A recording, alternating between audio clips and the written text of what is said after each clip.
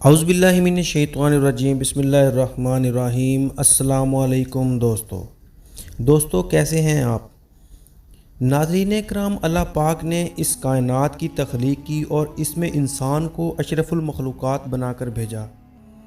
अफसोस की बात यह है कि जिस मकसद के लिए अल्लाह ताला ने इंसान को अशरफुल मखलूक़ात बनाकर भेजा, इंसान इस मकसद को भूलकर इस दुनिया के ऐशो इशरत में डूब कर रह गया।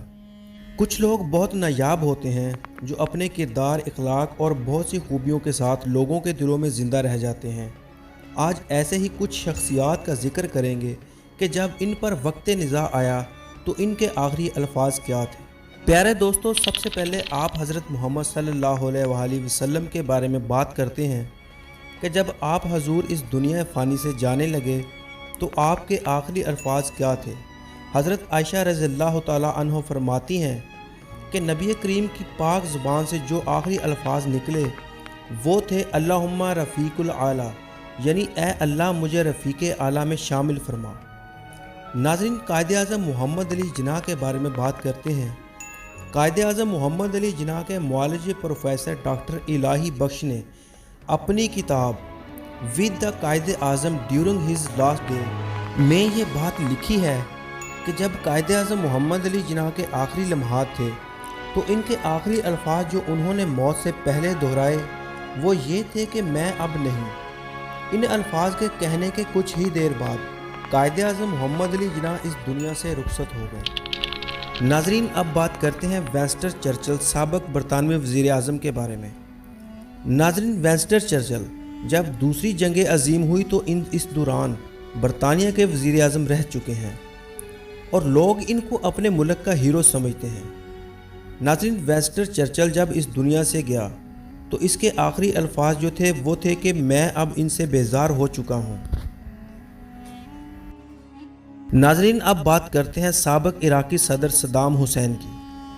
नाज़रीन, इराक पर 2 दहाइयों तक हुकूमत करने वाले सख्त मिजाज के मालिक सद्दाम हुसैन का जब आखिरी वक्त आया तो वो कलमा पढ़ रहे थे। नाज़रीन, कलमा मुकम्मल नहीं कर सके थे। जितना उन्होंने कलमा पढ़ा वो ये था कि मैं गवाही देता हूँ कि अल्लाह के सिवा कोई मबूद नहीं और मोहम्मद। अभी इतना ही पढ़ा था कि इनको फांसी पर लटका दिया गया। अब हम बात करते हैं चार्ली चैपलिन की।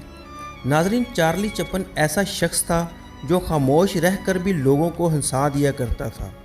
जब चार्ली चैपलिन का आखिरी वक्त आया तो इस वक्त एक पादरी ने कहा कि खुदा इसकी रूह पर रहम फरमाए। इसके जवाब में चार्ली चैपलिन ने जवाब दिया कि क्यों नहीं, आखिर ये इसी से तो ताल्लुक़ रखती है। ये कहते कहते इनकी रूह परवाज़ कर गई।